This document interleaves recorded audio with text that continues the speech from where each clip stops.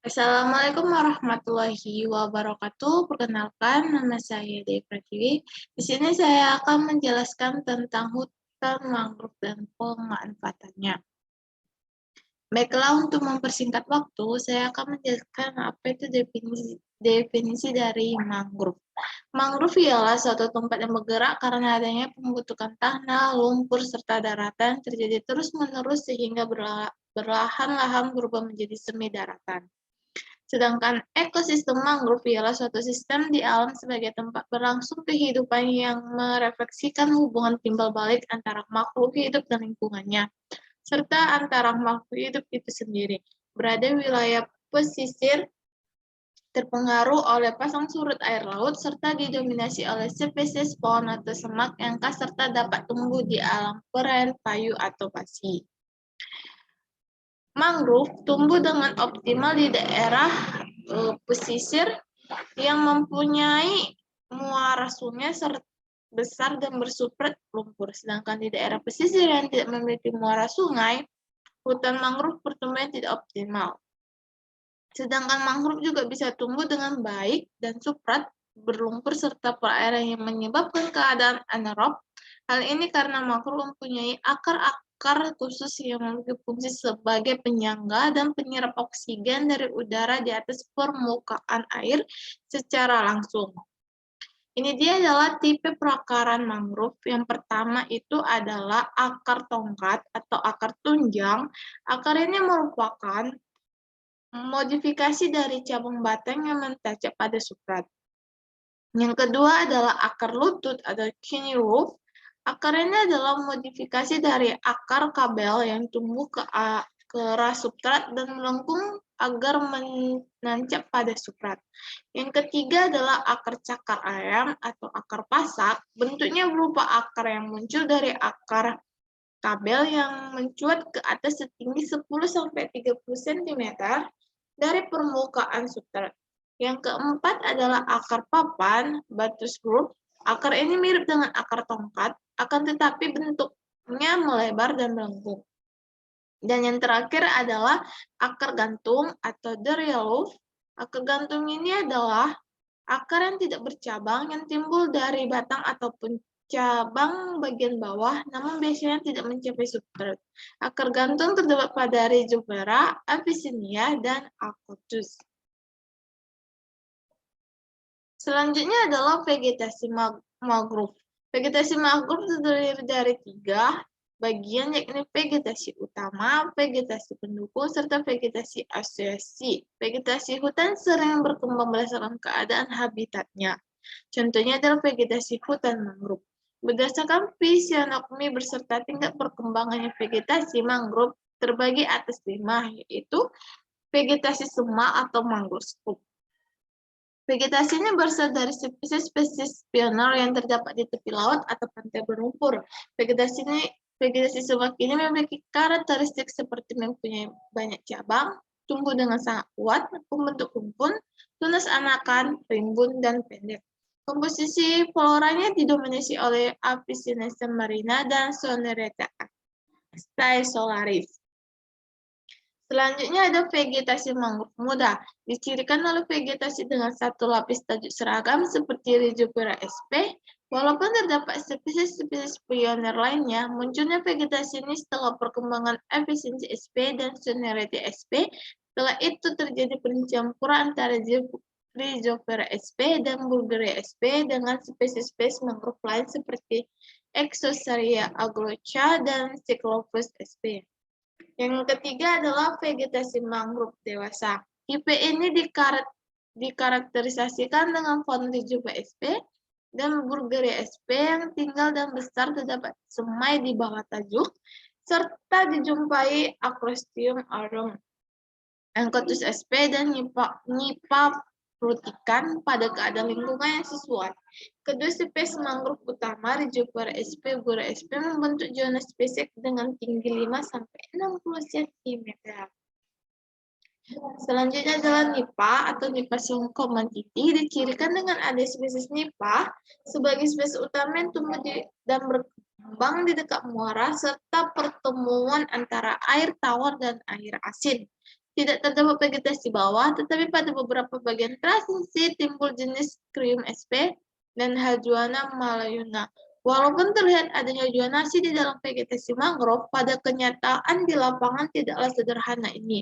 Banyak formasi dan zonasi vegetasi yang tumpang tindih serta bercampur dan seringkali struktur berserta korelasi yang terlihat di suatu wilayah tidak terlalu bisa diaplikasikan di wilayah lainnya. Selanjutnya adalah karakteristik habitat hutan mangrove. Karakteristik habitat yang sangat menonjol di kawasan hutan mangrove diantaranya ialah tumbuhan pada daerah intergal yang jenis tanahnya berlumpur, berlumpung, atau berpasir. Daerah atau lain yang tergenang air laut. Mangrove dapat tumbuh dengan baik di substrat berlumpur serta padang pasang yang menyebabkan keadaan anaerob. Hal ini karena mangrove mempunyai akar khusus yang berfungsi sebagai suatu penyangga berserta penyerap oksigen dari udara di atas permukaan air secara langsung. Adapun karakteristik yang lainnya dari hutan mangrove selain habitatnya yang unik, yaitu memiliki jenis pohon yang relatif sedikit, mempunyai akar yang tidak beraturan, misalnya jangkar melengkung, serta menjulang pada bakor Rhizophora sp dan akar yang mencual vertikal semacam pensil pada Pidadasona sp dan pada api-api Apicyana sp, mempunyai biji propagual dan bersifat vivipar, dapat berkecambah di pohonnya, utamanya pada Rhizophora, memiliki banyak lentisel pada bagian kulit pohon. Jenis-jenis tumbuhan mangrove yang terdapat di hutan mangrove Indonesia ialah sekitar 89 jenis yang terdiri dari 35 jenis. Jenis-jenis tumbuhan mangrove yang terdiri di hutan mangrove Indonesia ialah sekitar 89 jenis yang terdiri dari 35 jenis. Dari banyak mangrove di Indonesia, mangrove utama yang banyak dijumpai adalah jenis api-api, bakau, tancang, dan bogem. Selanjutnya adalah fungsi dan manfaat dari mangrove, yaitu yang pertama adalah mangrove sebagai sumber makanan. Sumber daya alam yang terdapat di wilayah pesisir dan lautan terdiri dari sumber daya yang dapat pulih, seperti perikanan, hutan mangrove, dan terumbu karang, maupun sumber daya yang tidak dapat pulih, seperti minyak bumi dan gas mineral, serta jasa lingkungan. Di Indonesia adalah salah satu negara yang mempunyai hutan mangrove terbesar di dunia, yaitu mencapai 8,60 juta hektar, meskipun saat ini dilaporkan sekitar 5,30 juta hektar jumlah hutan yang telah rusak. Ekosistem mangrove mempunyai manfaat ekonomis, yaitu hasil kayu dan bukan kayu seperti budidaya air payau, tambak udang, pariwisata, dan lainnya. Dari segi ekologis, ekosistem mangrove berfungsi sebagai pelindung bagi ekosistem daratan dan lautan dengan cara menahan erosi gelombang abrasi atau angin kencang. Secara ekosistem mempunyai peran dalam stabilisasi suatu ekosistem seperti pesisir baik secara fisik maupun biologis. Produk hutan mangrove yang sering dimanfaatkan manusia adalah kayu yang digunakan sebagai bahan bakar, bahan pembuat perahu, tanin, pengawet jaring, lem, bahkan perwarna kain, dan lain-lainnya. Yang kedua adalah mangrove sebagai penyerap dan penyimpan karbon. Sebagaimana ekosistem hutan lainnya, ekosistem mangrove mempunyai peran sebagai penyerang karbon dioksida CO2 dari udara. Berdasarkan penelitian-penelitian tentang potensi karbon yang tersimpan pada hutan mangrove seperti di Sampang, Madura, rata-rata stok karbon pada tegakan Rhizophora stolesa ada sebesar 196,855 ton per hektar dengan penyerapan karbon sebesar 721,580 ton karbon dioksida per hektar. Hasil ini tersebut menunjukkan nilai yang lebih tinggi jika dibandingkan dengan penelitian yang dilakukan di kawasan hutan mangrove Subelen, Seberut, Sumatera Barat dengan jumlah stok karbon yang diperoleh adalah sebesar 49,13 ton per hektar atau setara dengan 24,56 ton karbon per hektar dengan serapan karbon terbesar 90,16 ton karbon dioksida per hektar. Rendahnya serapan karbon disebabkan rendahnya pengelolaan mangrove di kawasan tersebut berbeda dengan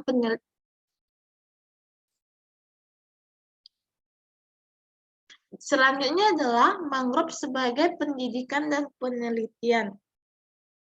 Hutan mangrove bisa difungsikan sebagai tempat pendidikan, konservasi, dan penelitian, yakni dalam upaya untuk mengembangkan ilmu pengetahuan dan teknologi. Sebagai negara dengan wilayah hutan mangrove terbesar di dunia, Indonesia membutuhkan laboratorium lapangan yang memadai untuk kegiatan penelitian dan pendidikan. Oleh sebab itu, hutan mangrove dapat dimanfaatkan sebagai salah satu sarana untuk kegiatan pendidikan yang berhubungan dengan ekologi. Pengelolaan yang profesional juga dapat mendorong keterlibatan masyarakat dalam upaya pelestarian lingkungan pesisir pantai. Dan yang terakhir adalah mangrove sebagai ekowisata. Ekowisata adalah suatu bentuk perjalanan wisata ke area alami yang dilakukan dengan tujuan konservasi lingkungan dan pelestarian kehidupan dan kesejahteraan penduduk setempat. Bentuk pariwisata ini telah menjadi salah satu kegiatan ekonomi global yang terbesar, suatu cara untuk membayar konservasi alam dan meningkatkan nilai-nilai lahan dalam kondisi alami. Adapun keuntungan dalam implementasi kegiatan ekowisata yaitu satu, memberikan nilai ekonomi dalam kegiatan ekosistem di dalam lingkungan yang dijadikan sebagai objek wisata. Yang kedua, menghasilkan keuntungan secara langsung untuk pelestarian lingkungan. Yang ketiga, memberikan keuntungan secara langsung dan tidak langsung bagi para stakeholders. Dan yang keempat, membangun konstitusi untuk konservasi secara lokal, nasional, dan internasional. Dan terakhir adalah mengurangi ancaman terhadap keanekaragaman hayati yang ada di objek wisata tersebut. Selanjutnya adalah dampak kegiatan manusia pada ekosistem hutan mangrove, yaitu satu, kerusakan akibat ulah manusia.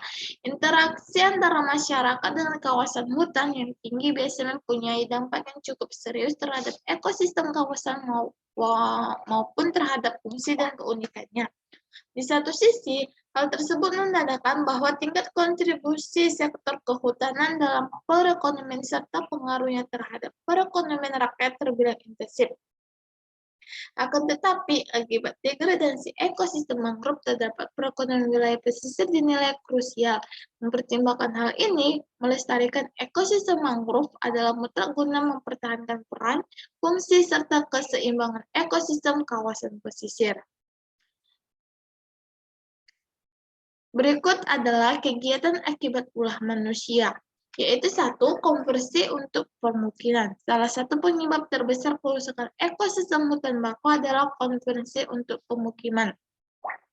Terdapat 96% dari total penduduk Indonesia yang tinggal di radius 10 km dari garis pantai. Hal ini disebabkan kemudian yang diperoleh dari wilayah pesisir bagi aktivitas ekonomi seperti pasar, transportasi, dan aksesibilitas dan rekreasi. Yang kedua adalah konversi untuk tambak. Harga udang windu yang terus meroket di pasaran internasional semakin menambah. Jumlah bahan pertambakan. Banyak yang menganggap bahwa kawasan hutan bakau sangat sesuai untuk lokasi pertambakan. Selanjutnya adalah pengambilan kayu. Beberapa contoh mangrove berupa pohon kayu adalah bakau, tanjang, api-api, pedadah, nyiri, tengar, dan buta-buta. Beberapa pohon di kawasan hutan bakau memiliki kualitas yang baik untuk dimanfaatkan sebagai bahan konstruksi bangunan dan kebutuhan rumah tangga, yaitu kayu bakar. Dan yang terakhir adalah pencemaran. Pencemaran laut adalah rusaknya kondisi laut yang ditimbulkan oleh perbuatan manusia. Lebih dari 80% populasi laut disebabkan oleh aktivitas yang terjadi di darat atau dengan kata lain, perbuatan manusia. Beberapa contohnya adalah pengerusakan terumbu karang dan pemupukan sampah sehingga menyebabkan zat kimia berbahaya menumpuk dan meningkatkan suhu permukaan laut.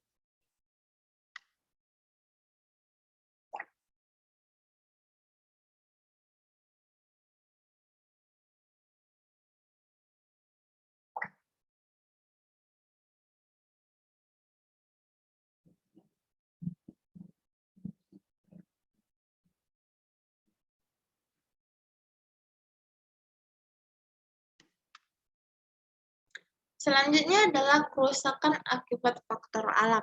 Beberapa faktor tersebut adalah sebagai berikut. Itu satu, angin topan. Angin topan dapat mencabut pohon bakau sehingga akarnya atau oleh pengendapan masih atau mengubah salintas air dan tanah.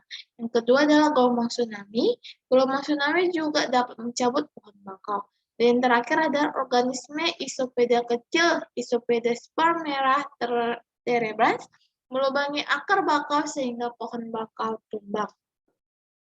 Baiklah, thank you. Demikianlah penjelasan saya tentang hutan mangrove dan pemanfaatannya. Kurang lebihnya saya mohon maaf. Wassalamualaikum warahmatullahi wabarakatuh.